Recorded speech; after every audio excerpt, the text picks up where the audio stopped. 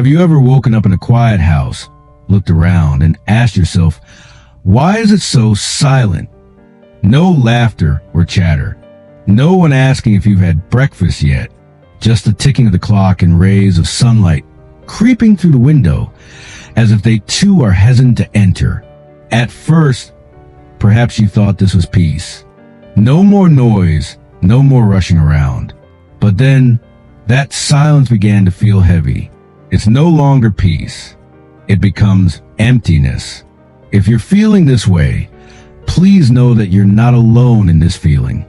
There are millions of people around the world experiencing exactly what you're going through. Old age doesn't just bring wisdom. It also brings challenges we never prepared for. But here's what no one tells you. Loneliness is not the destiny of old age. It's just one chapter in the book of your life. And you still have the power to rewrite your story.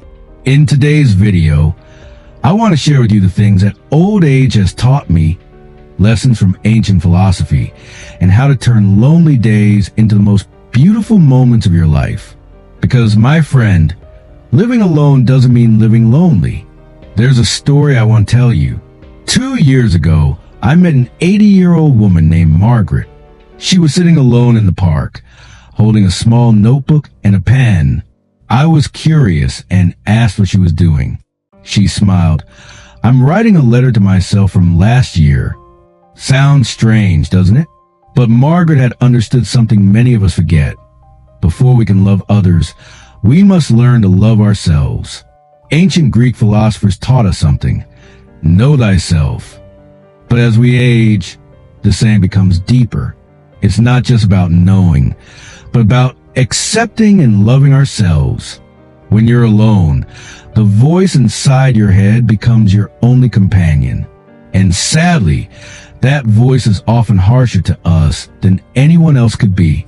It reminds us of mistakes, regrets, and people we've lost. But you have the power to change that conversation. Instead of I'm not good enough or no one cares about me, try saying, I'm here, I still matter. Today I'll do something that brings me joy. This isn't self-deception. This is self-healing. Marcus Aurelius, the great Roman emperor, wrote in his diary, you have power over your mind in every situation. No one can take this power from you unless you give it away. Even when the body ages, your mind remains strong, still capable of creation, still has stories to tell. Start by recording memories, not for someone else to read, but to remind yourself that your life was once beautiful. One memory each day.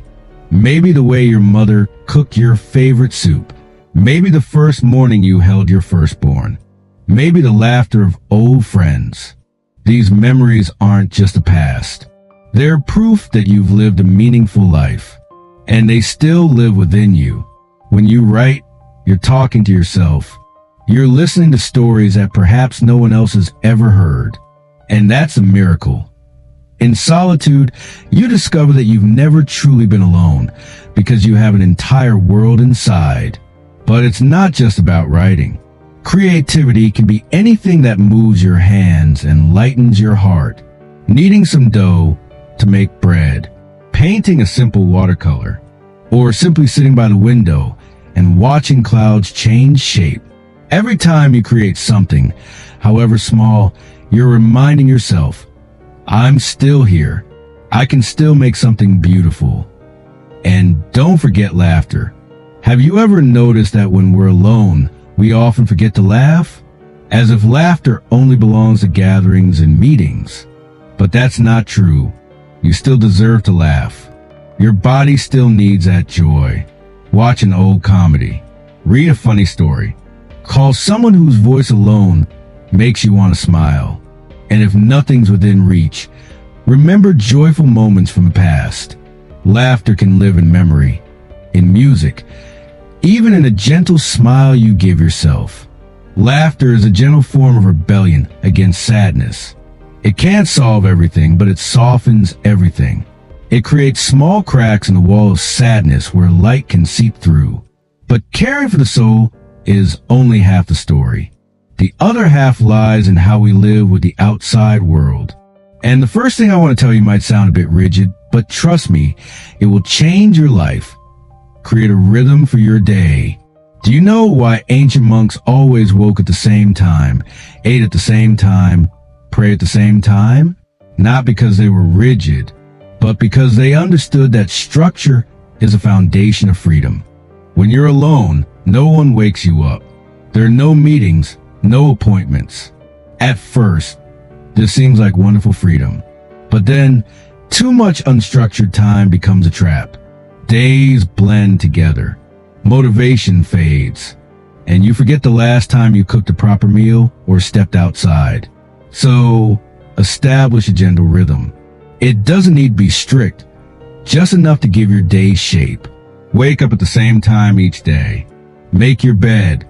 Create a morning ritual, even if it's just sipping tea by the window or taking a short walk around the neighborhood.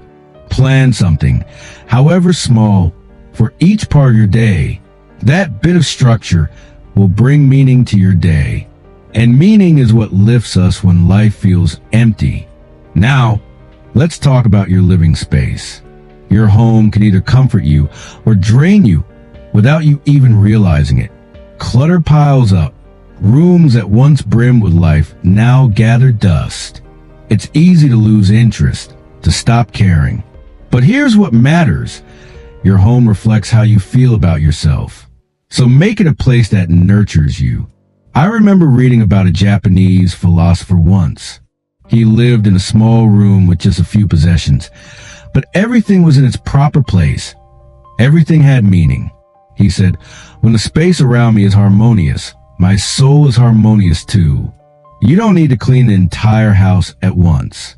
Just tackle one corner at a time. Open doors to let natural light pour in. Add a splash of color. Frame a photo of a happy memory.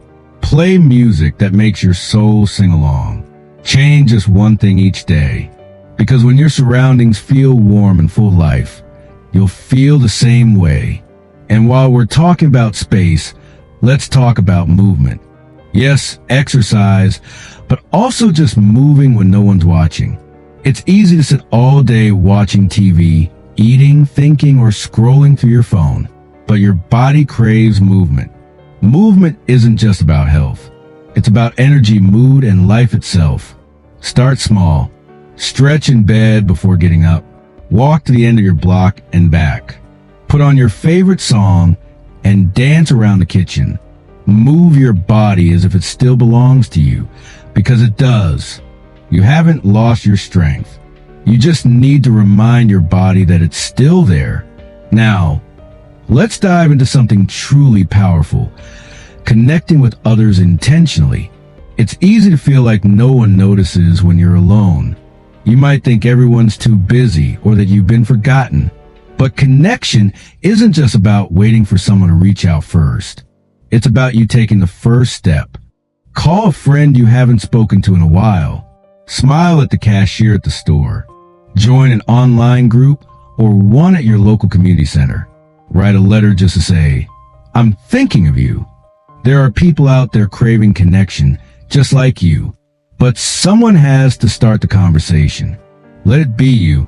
Your voice still matters. Your presence is needed. And you might be surprised at how many people are waiting for you to reach out. If no one has called you lately, maybe it's because they don't know how much you'd love to hear from them. Don't wait. Let them know. Take that first step. You'll find that beautiful things can happen when you connect. There's another way to bring life into your world.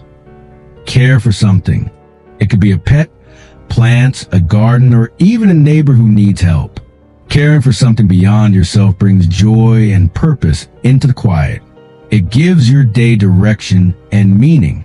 Watching a plant bloom because you nurtured it, or hearing a cat purr because you cared for it, reminds you that life is still flowing through you.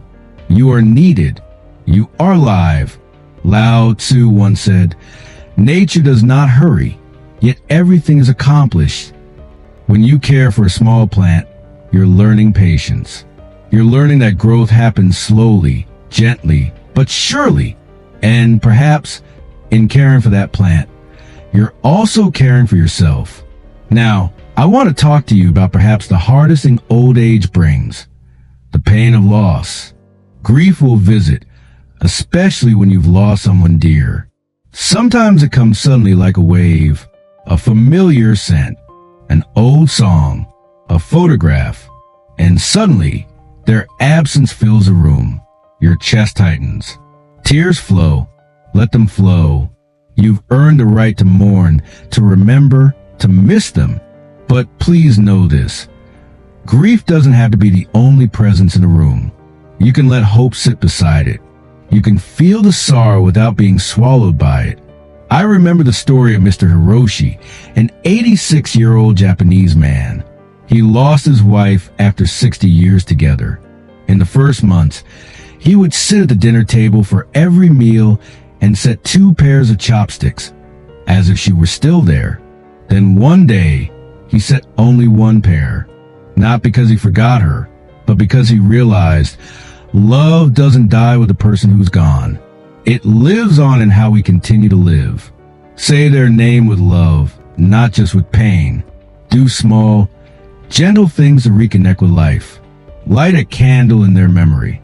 Take a peaceful walk, and let the breeze remind you of breath and life. Or cook their favorite meal and smile while doing it. Remember the laughter you shared, the stories, the love. Those don't leave you. They live on inside you. And perhaps the most beautiful way to keep hope alive is to give it away. Even in your loneliest moments, you still have something the world needs. Your kindness. Volunteer your time. Lend a hand.